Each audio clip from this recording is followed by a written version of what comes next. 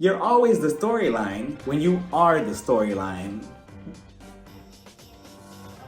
Hey everybody, welcome to my channel. I'm Raphael and I am here to review episode 8 of The Real Housewives who had Beyonce send somebody to their house of Atlanta. But before that, I have to share a quick story time of something that happened yesterday. Now I have no proof of this whatsoever, so you just have to take my word for it. But I was at the store and I was seeing somebody come in, right? And as I'm looking at them, I'm like, wait a minute. I know who that is. Is that who I think it is? They're getting closer and closer and closer. And guess who it is? It is the queen of housewives herself. It is Nene Leakes. She was walking in and I'm right there in front of her. And I'm like, do I say something? Do I say something? I'm like nervous. I'm shook. And if you watch my Beverly Hills Housewives reviews as well, I also shared that I actually met Lisa Vanderpump like 2 weeks ago. And I'm like, wow, okay, so this is Nene. Like Lisa's one thing, but this is Nene. Like she is the queen of housewives. So I'm like, okay, what do I say? What do I say? She's on the phone, she has her purse on and she's walking towards me. I'm much taller than her, by the way. So she's walking in and I'm like, okay. So I'm like, let me just say hi. So I'm like, hi, Nene. I said it just like that. I was like, hi, Nene. I was expecting her to say, hi, bitch. You know, from the pillow talk. And I was going to say, oh, you look fabulous. You don't. So she walks in and I'm like, hi, Nene. How are you? Whatever. She was nice and she smiled at me. She's like, hey, blah, blah, blah. She was on the phone again, right? It was early in the morning. And I'm like, oh my God, I am such a big fan of you. You know, I just started fangirling because, you know, this is Nene. You know, you can say what you want, you know, these past couple of seasons that she was last on, but, you know, this is Nene Leakes. She built the Housewives franchise. And I'm like, wow. I'm like, hi, Nene. I'm such a big fan of you. I'm like a big, big fan of you. She was like, oh, thank you so much. Thank you so much. I was like, I really, what did I say? I was like, it's really lovely meeting you. It's an honor or something like that. I said, and she was like, it's nice meeting you too. So, you know, she went about her way. I went about my way as well. Then next thing you know, her boyfriend, or whoever she's with, the guy that she's currently with, he walks in right after her, and I was just like in complete shock, everybody. Like, this was Nene Leakes. We couldn't take a picture because of the circumstances that we were in, so but it is what it is. That's why I have no proof of it, but it's just the memory that counts, right? But it was Nene Leakes. Like, she was so, so nice and so sweet. So, you know, I really wanted to share that. It was just a big moment, and I was shook. We start the episode off at Kenya's house, and she's talking with her daughter, baby Brooklyn, who's not a baby anymore. And to me, it's just so crazy that Brooklyn was just a baby a second ago, and now she's growing up before our eyes, and she's having a conversation with her mom, telling her everything that's going on at school, what she's learning. And I get it that is the cycle of life, but it's so insane to me how time just flies by. Can you imagine if Kenya stays on the show, or this show in general stays on long enough for us to witness Brooklyn become a teenager? Can you imagine how old we're gonna feel? I mean, it's going to be equivalent to when Candy and Riley came onto the show. Riley was so young, and we witnessed her grow up and go off to college. I'm basically Brooklyn's babysitter at this point. So then we head over to Drew. Drew's at this gym. She's working out. You know, she's doing the whole drop it with Drew thing. And she, you know, say what you want about her sketchy website or her sketchy little, you know, thing she has going on with Ralph. But, you know, she has clients. I mean, she paid them off, but they're still there, right? So then we head over to Sonja's house. She's in the kitchen with her sister. And, you know, surprisingly, you know, Sonja at the beginning of the season, she said that there were like 1,900 people living in her house. And we have yet to see anybody living there. I mean, we only see her mom, her dad, her sister, her son, her husband. But I want to get the inside scoop of who else is living in the house. You know, because I could have swore she told us that the local cashier at the grocery store, he lives there. The UPS driver lives there. The librarian from down the street, she also lives there. I could have swore she said something like that. You know, I was really hopeful, but I knew that the day was going to come that eventually Ross, aka Aaron, her husband, was going to be put in the pile of trash-ass husbands, unfortunately. But we'll get to that. We just get a little inside scoop now because Sonja goes on to tell her sister, you know, I really want to tell Ross, you know, later on when we have this dinner and stuff between me and him, that I don't want to have another child, because Ross, he's like pressuring her to have another child. He wants another baby. But it's also interesting because she also goes on to say that he's never around. He's always gone. He's always doing X, Y, and Z, and he's never in the house. So again, why would he want a child if he's not going to be in their life? You know, and she makes a good point. Her sister's like, yeah, do not have another child. Do not do that, please. And I wonder why she's saying that. I wonder, like, what she has witnessed to make her say, oh, don't have another child. And Sonja's just like, no, you know, I'm just burnt out. I'm just not doing that. I'm more career driven. And it's just like, I don't want to do that, because as soon as she had her first child, Deuce, he kind of disappeared. He was like unemotionally attached to Sonja. And, you know, honestly, I never really realized that until she mentioned in this episode, and we see it later on, that from what we see, it seems seems like they have no type of chemistry or something. Like, it seems like they're on two different worlds. Sonja's over there and Ross is over there, and it seems like they have no type of bond, and maybe they need to come together first, and then maybe, you know, talk out with the whole baby situation. And again, like I said in my previous review, I feel like maybe Ross is just using this whole baby situation as an excuse to feel like, you know, let me stay in this marriage. Let me find a purpose to stay in this marriage, because maybe he kind of checked out. Who knows? Maybe I'm jumping to conclusions, but who knows? Then we see Sheree showing up to the sauna spot where she's meeting up with Marlo and Candy. And is it just me, or did this entire scene from start to end just felt so overly produced and very awkwardly produced at that? Because both Marlo and Sheree, they show up, they're changing into their bathing suit to go into the sauna. So then Candy, she shows up last and she looks so good. She's wearing a dress. I'm looking at her closely and I'm like, wait a minute, is that the red hair? And you know redheaded Candy does not play. So she shows up. Marlo's like, wait. So Candy, are you coming into the sauna with us? You know, we're going to have a little girls moment in the sauna. Candy's just like, absolutely not, Marlo. I'm not going in there. I got other things to do after this. And I'm just like, okay, so did Sheree not tell Candy anything of what they were supposed to do? Because why would Candy show up awkwardly, like, just to not film what they're supposed to be doing? She's just like, no, I'm going to stand outside of the sauna room and I'm just going to watch you two from the outside and we're just going to have an awkward conversation while this glass door is in between us. I just felt like the whole thing was just so awkwardly produced. You know, you could have done anything else, or Sheree, you could have at least gave her a heads up. But no, Candy was just like, I'm not doing it. She said she has something else to do after. She's not going to mess her hair up or her outfit up, or she's not going to start sweating. So that's that. And it also felt like Candy just showed up to get her Bravo check and to collect her scene moments with Marlo and Sheree, and that was it. And just to leave. You know, she wasn't really invested in the whole scene. But then again, after the whole scene ended, I wouldn't be surprised on why she wasn't invested to begin with. So then Marlo and Sheree, they're asking her about the show that she filmed recently. You know, that lasted for like maybe 10 seconds before Marlo was just like, okay, Sheree, get to the good point. So ask Candy what you've been feeling on the inside about the whole Tyrone situation. Sheree, she goes on to tell Candy, I just feel like you really should have been a better friend to me in this whole situation with Tyrone. You could have reached out to me. You could have really cared about my feelings. And I'm like, Sheree, okay, I gave you the first pass a couple of episodes ago when you first had this issue with Candy, but now you're just pushing it. You need to let it go. Like, Candy is not your significant other for her to be checking up on you every 5 seconds. You would think that Candy is Tyrone in disguise. With the way Sheree is so upset about her. I'm like, why are you so mad at Candy? And you know, I honestly don't blame Candy at all, because I have been in her position many, many, many times. Where I have friends who, they stay in relationships or entanglements with people that they know that they are no good, and then they come crying to me like, oh, what do you think? Should I stay with them? Should I stay with them? And I give you maybe 1, maybe 2 times to be a dumb bitch in my life before I cut you off completely, because I'm not gonna deal with that. I'm not gonna see you crying every other week or every other day over this guy or this woman or whoever, blah, blah, blah. And you know, you obviously know that they are no good in your life, and you come in crying to me asking for advice, and when I give you advice, you don't want to hear it? Absolutely not. I don't entertain the foolishness. Okay, maybe a couple of times. But you know, after a couple of times, I give you the chop. Like, I don't want that, because that is emotionally draining. You're draining my soul and you're draining my life. You're weighing me down with your life. Absolutely not. So again, I don't blame her. Candy, you know, Candy was getting emotional. She was getting real pissed because her voice started breaking. And that's something that me and Candy have in common, because when I get pissed, my voice starts breaking. I mean, my voice sounds like, it sounds like SpongeBob. So Candy, she's like, Sheree, hold on, wait a minute. I mean, I was waiting for you.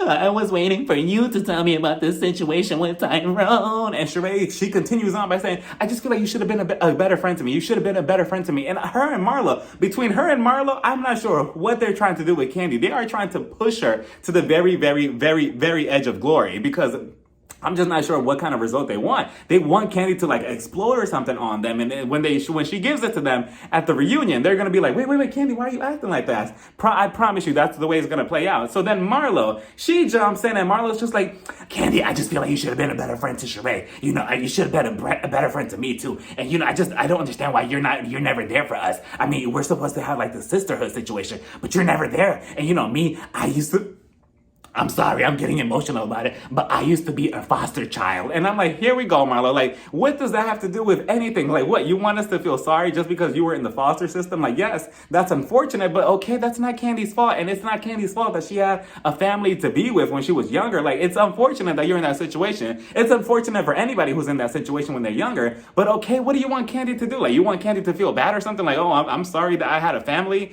Like, what do you want her to do? Candy's just like, Marlo, do not start the whole situation when you with your buster situation. I don't want to talk about that anymore. Like, you better stop. I don't know. I'm getting sick and tired of this bullshit. And again, they both just continue hounding at Candy. And I'm like, all right, Candy, I really don't blame you for not being in the sauna room. If I was you, I would just get up and just walk out the room quickly. And then, I just feel like the whole situation, they were trying to gaslight her because they're trying to make her seem like she's crazy or that she's a bad person. Candy goes on to say that she has things in her life that she's not really there for her own family, and they sometimes complain too, because Candy, she's constantly collecting checks all around the world. So then Marlo, she's like, well, maybe that's a sign that maybe you should also be there for your family and your friends. But again, Marlo, if you and Sheree are like, both of you could be very, very draining, and people just don't want to be around that. So maybe Candy, that's her reason why. So then Marlo, she gets up the second that Candy starts yelling, and she's like, it's okay, Candy, it's okay. Come over here. I'm going to give you a hug. I'm going to give you a hug. This is what you need. Sheree, she gives her a hug. And again, they're making it seem like she's the one that started this whole situation. Like, you two are constantly poking and poking and poking at her. And then when she explodes, all of a sudden, oh, she needs a hug.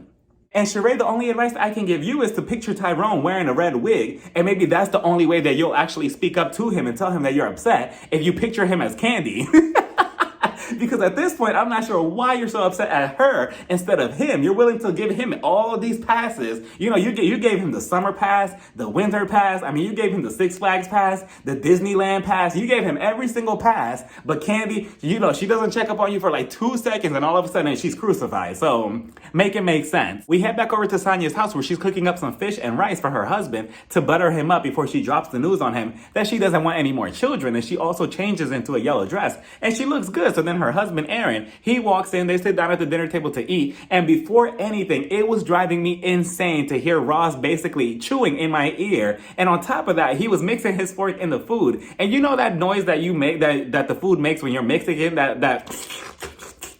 that noise, it was just driving me insane. I do not like hearing noises like that because it gives me shivers, and not in a good way. And then on top of that, when he was putting his fork into the food, you could hear the tip of the fork touch the plate, and it was just driving me insane. I'm like, can we please fast forward this scene already? So then Sonja, she starts off the conversation by telling Ross, so Ross, let's talk about the situation of you wanting to have another child. You're always away for business in Texas, or your chauffeur business and stuff. And I know that we were supposed to come here to Atlanta with a couple of cars and, get your business going, but you're just never around. You're never here. It's always just me and Deuce. I have to take care of him, and you want to have another child. And I just feel like, right now is just not the right time, and I just don't really feel like doing it. So I thought, okay, she just pled her case. It was a good case. Ross, what do you have to say? Ross, he's just like, I just feel like, my business is my business, and I just feel like, you need to hold me down, and my business is really good. And I'm like, so Ross, you obviously didn't hear anything your wife just told you, because all you care about is the business and making that run. And I get it. I understand, because that's an income. But again, your wife is right here basically on the urge of tears, and you're like, okay, we got to keep it going. And Sonja's like, well, I just don't think that I could have another child. I really don't think so, Ross, because my body just can't take it. Emotionally, I can't take it. Deuce, he's already enough, and he's just one child, and I just can't do it. Ross, I'm like, okay, let's see what he's gonna say. Ross is just like, I understand, but I just feel like we should have another child. And I'm just like, Ross, come on now, seriously? Like, I can't believe this, because it took 8 episodes for me to look at him sideways. I'm like, come on, Ross, I was rooting for you. We were all rooting for you. How dare you? Ralph was supposed to be the only trash-ass husband on this show, and then here you come, like, almost kind of going in that category. I mean, I'm willing to look away for a little bit. And honestly, me from the outside looking in at this marriage, I get that it's between Sonja and Ross. I get it that they're both married. That's that. It is what it is. But and this is just my opinion personally, I just feel like in a marriage or in a relationship in general, if a woman does not want to get pregnant and her answer is, no, I do not want to get pregnant, I feel like we should leave it at that, and that should be the final answer. I get that people will say, oh, you're in a marriage. You're only thinking about yourself. You're supposed to think about your spouse as well. But no, I personally just don't think that. that if anything, you should have these conversations before you get married, so that way you could avoid these type of issues moving forward. I just don't think that a man should have a say in anything a woman has to say when it comes to getting pregnant or anything like that, because again, you're not the one that's going to be dealing with these emotional issues or these physical issues. You, Ross, you could walk away from this situation and you could leave to Texas whenever you want. You could come and go as you please, but Sonja is the one that's really going to suffer emotionally and physically when she has nobody there helping her. I mean, she's already telling you that you're not really there for her emotionally. You're not really there clicking with her. And she's always going to have just her parents, maybe her sister, or the 2,000 people living in her house to take care of this new pregnancy that you so badly want. But where is your contribution in this whole situation? So you want something, but I just feel like he's probably not going to be there to take care of this child. Again, I'm not going off my opinions. I'm going off with what Sonja is telling us, or at least what she's alluding to, that you're not really even there for dudes. So how are you even going to be there for this new child? So again, I'm not understanding. She's crying. She's telling Ross, so wait, so if I don't give you this child, are you going to resent me? And you know that Ross wanted to say yes so badly. But of course, if he says that, he's going to look like a complete asshole on camera. So he's just like, I don't know, and AKA yes. And you know, it's pretty sad because I feel like, going back to what I said before, I feel like Ross is only wanting a child in this marriage because he probably just already checked out of this marriage. And I may be jumping to conclusions. This could be completely wrong, but I just feel like if that's what you're clinging on to, like you want a child so badly out of Sonja, maybe you just want a reason to be like, okay, maybe if we have another child, maybe it'll spark something between us. Maybe it'll give me another reason to stay in this marriage. Because if you don't have a child by her, what are you going to do? Are you going to leave her? Or like, what's going to happen? Like, do you feel anything for Sonja regardless whether a child is involved? I mean, obviously you don't even care about her feelings. So, and I'm also looking at Sonja like, Sonja, it's so interesting that you're so soft-spoken with your husband and you're so scared to tell him how you feel about this. But then with Drew, you have all the passion in the world to get into her face and want to cause a fight and basically hit her and stuff. But here with Ross, you're scared to say anything about something that's serious. We finally see Sheree working on her line, She by Sheree, after what felt like 100 years. And she's on the phone with the person who's helping her out with the creative process. And I'm so glad that she's going down the route of making her line look like couture. What did Nene Leakes say? They make it when you got the coin. Instead of just slapping her logo, She by Sheree, on a shirt and calling it a day. And Sheree, I have a couple of ideas for you. For example, if I was you, I would also get into the swimwear. Like, I would get a one-piece bodysuit, and on one nipple, you know, on one nipple section, I would put She, and then on the other nipple, I would put by Sheree. And then on the crotch area, I would put the word joggers. And then on the back, you know, the ass area, instead of saying, who's gonna check me, boo, it could say, who's gonna slap this, boo? And then if you really want to get a little bit more creative and you want to expand, you can also go break out into the men's section as well. And instead of She by Sheree, you could call it He by Tyrone. So Sheree, if you ever want any more ideas, just slide into my DMs and I promise you I won't keep you waiting for hours the way Tyrone did. So then we head over to the archive. Marlo, she has both her nephews cleaning up, and just like Candy's Aunt Bertha said, I'll be damned. Like, it's not happening. But Marlo, she goes on to say that both her nephews are being rebellious. They haven't been themselves lately after that phone call with their mom last week, which is understandable. That was a pretty intense phone call. And to witness their mom acting like that on the phone, it must be hard on them, right? So then Marlo, she goes on to say, my first job was at McDonald's. I used to take the bus and I used to go to Wet Seal and I used to do so many things just to get money. And fun fact, my first job was working at an ice cream place. And the reason why I left that job was because I had a party to go to. The same night that I had a shift. And I'm like, do I want to go shake my ass or do I want to serve strangers ice cream? I think I'm going to go shake my ass.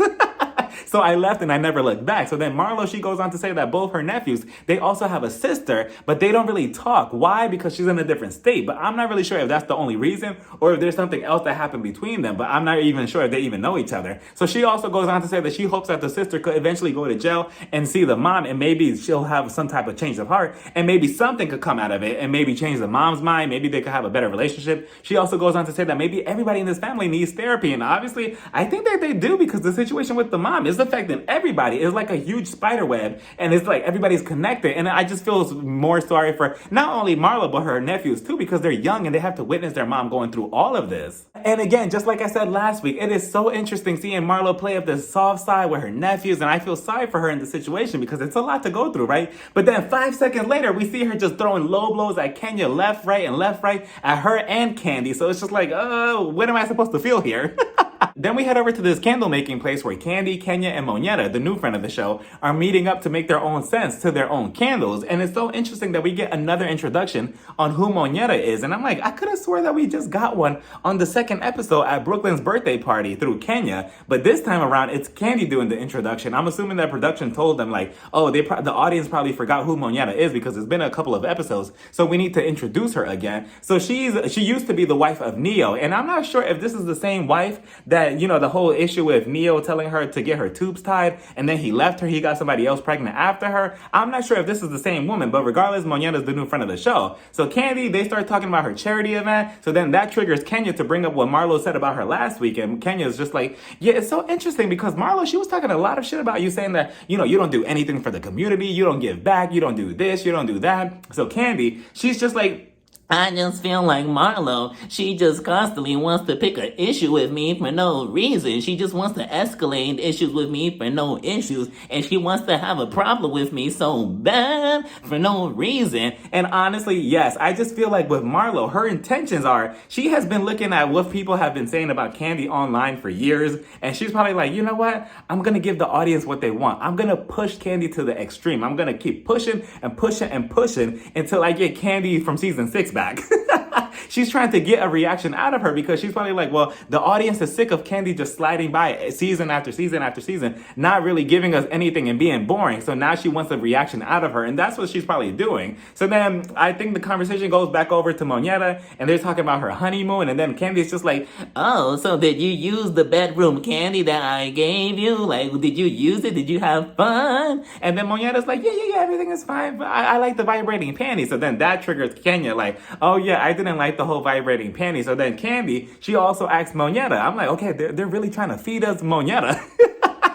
Candy's just like, Moneta, can I ask you a question real quick? So I gave the women vibrating panties, and then Kenya, she had an issue with it, and she didn't like that they were vibrating. She just didn't want to join, and I thought that she was just being a prude. So Kenya, you know, at first I thought it was going to be a lighthearted conversation, but things went from 0 to 100 out of nowhere. Kenya's like, no, I just really don't like the whole situation. I did not like the, you know, the circumstances and how somebody else's husband could be buzzing my pussy. I'm like, Kenya, relax. You know, there's other people here. Like, and I like that the person who was helping them make the candles, she was just standing there like, she's like, I don't get paid enough for this shit. But then they continue going back and forth. Candy, she's getting upset and she's like, no, Kenya, now all of a sudden you think that this is not funny. This is just supposed to be a nice little joke or a little prank or whatever between all the women. Just last year you were telling me in front of my husband Ty that I can get it, and I didn't think that was funny. And I'm just like, again, Candy, like, you're not gonna win this argument because Kenya, she has a point. Any other woman would have had a point and they would have felt uncomfortable in this situation because it was, again, like I've been saying these past 2 weeks, it was strange. It was a very odd move. You know, you just don't give them vibrating panties for somebody else's husband to control, like, and you don't even tell them in advance. Do y'all think that Kenya was also being inappropriate last year when she said that in front of everybody, like, oh, you can get it and you can get it, you can get it, while their husbands were being there? I don't know. I just feel like it was just 2 different situations. That was like fun conversation. What you were doing, Candy, that was just, again, that was weird and borderline kind of creepy. So then eventually everything was fine. The candles got made. Candy gives it over to Kenya and she's like, oh, can you smell this? And Kenya smells it and she's like, ooh, it smells so good. And then Candy's just like, well, good, because the name of my candle is called Candy's Pussy. And by the way, Kenya had brought up that they all got invitations to go out work out with Drew at her Drop It With Drew event. And that invitation killed me. Drew was so cute. She was just like, hey guys, how's everybody? So I wanted everybody to come over to my event, you know, Drop It With Drew. And then she dipped it low. I'm like, oh, look at Drew. She's trying. We finally get to Drew's Drop It With Drew workout event at this warehouse or this empty, sketchy-ass basement, and everybody's there except Kenya. We see Sheree. I was so proud of Sheree. She had her She by Sheree mat, her She by Sheree leggings, her She by Sheree water bottle. It was just all She by Sheree, and I'm like, oh, look at her promoting her line. But of course, she goes on to say, oh, these are just prototypes. They're not available yet.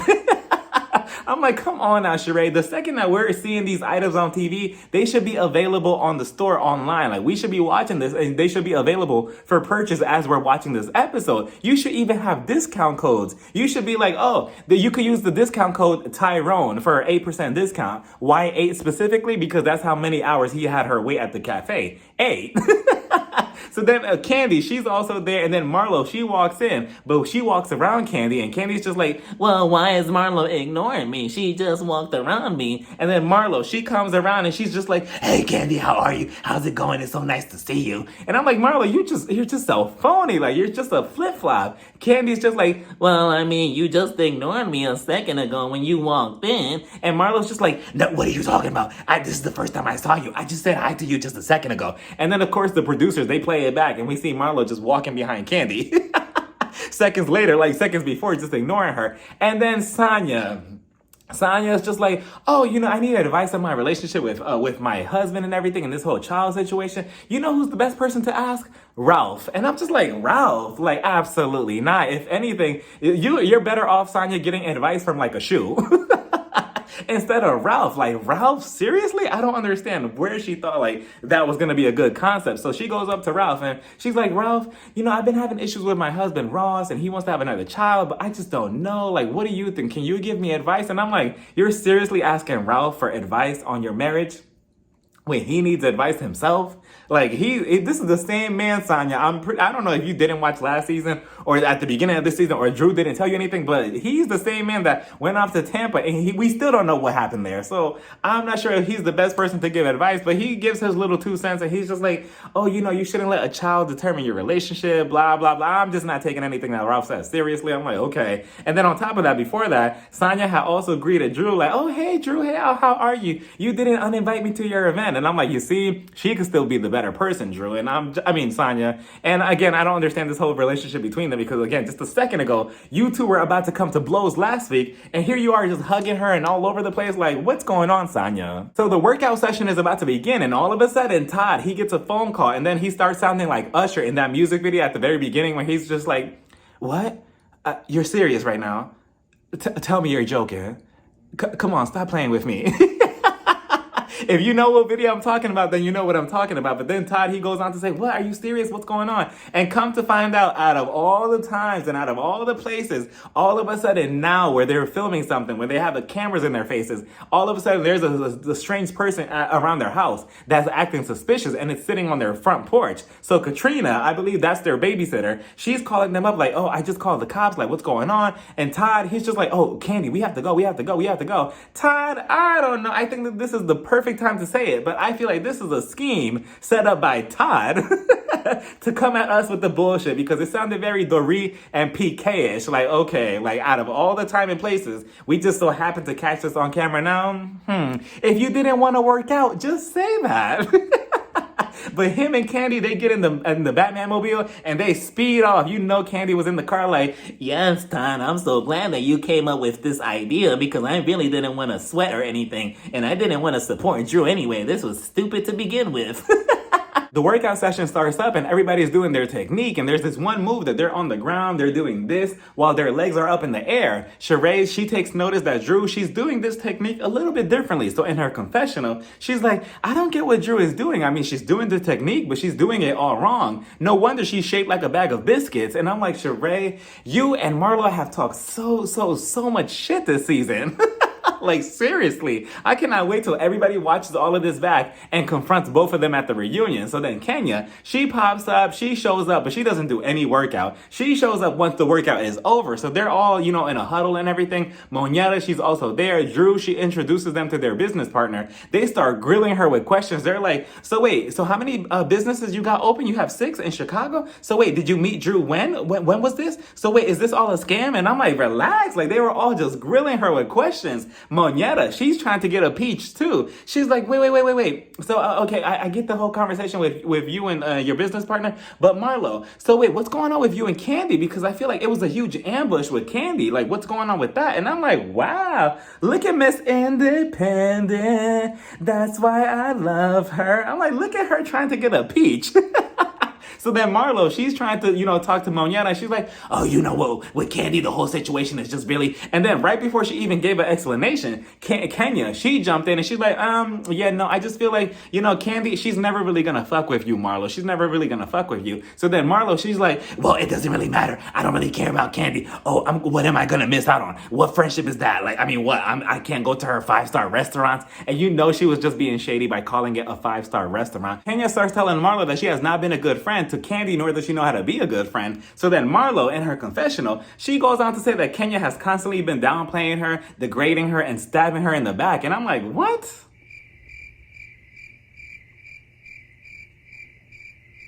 I must have missed all those episodes because the only episode that I can truly remember that Kenya has been shady towards Marlo was the very first episode at the La Archive event. Other than that, all she's done is defend herself this entire season every time you constantly talk shit to her face or behind her back. Same thing for Candy. If anything, you're the one that's constantly doing the backstabbing this entire season. If anything, your name should be Marlo Myers with all the backstabbing that you've been doing this entire season, Marlo. Like, you're constantly talking shit about both of them to their faces and behind their backs. And then you want to be in their face like, oh, hey, I love you. We're a sisterhood. You're supposed to be a good friend to me. But then 2 seconds later, you're constantly driving them in your confessional or, again, behind their backs to Sheree's face. So I'm not sure what you're talking about, Marlo. Next thing you know, Marlo starts asking Kenya, can you teach me how to be a good friend? Teach me how to be a good friend since you're such a good friend yourself. And of course, Marlo digs into her old bag of tricks and she low blows Kenya by telling her, does Mark know that you have a fake booty? Did you get your lips done? That's why Mark left you. You don't know how to keep a man. And of course, Marlo, she just keeps going and going and going because she has diarrhea of the mouth. Once one low blow comes out of her mouth, it's just one after another, after another, after another. And she just does not know how to stop. She just does not know where there's a limit. Kenya, I don't know how Kenya kept her cool because she's getting in her face and she's like, you better stop, Marlo, get out of my face. Because Marlo, she keeps getting closer and closer to Kenya, but she has her arms behind her back. And I'm like, oh, so she wants to scrap.